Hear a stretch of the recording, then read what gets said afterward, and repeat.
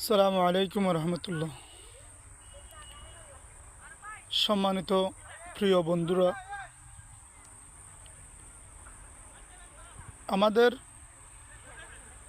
আল্লাহকে পাওয়ার একমাত্র মাধ্যম হচ্ছে খুব গুরুত্বপূর্ণ একটি ইবাদত নামাজ। আমাদের যে কর্ম যেই যেই কাজ করি না কেন, 5 ওয়াক্ত নামাজ আমাদের অবশ্যই আদায় করতে হবে।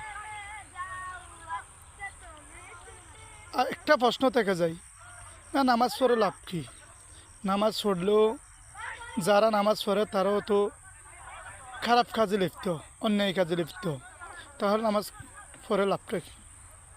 বুঝতে হবে আমি নামাজ পড়ি, তারপর আমি খারাপ কাজ অভ্যাস আমি ছাড়তে পারতেছি না, তাহলে আমার বোঝা লাগবে আমার নামাজ কবুল হচ্ছে না।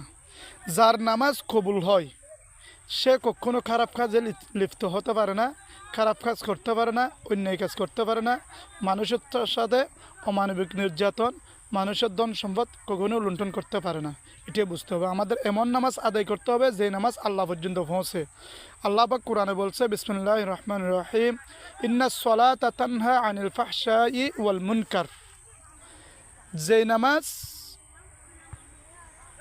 নামাজ কি খারাপ, অশ্লীল এবং খারাপ ব্যবহার থেকে মানুষকে বিরত রাখে।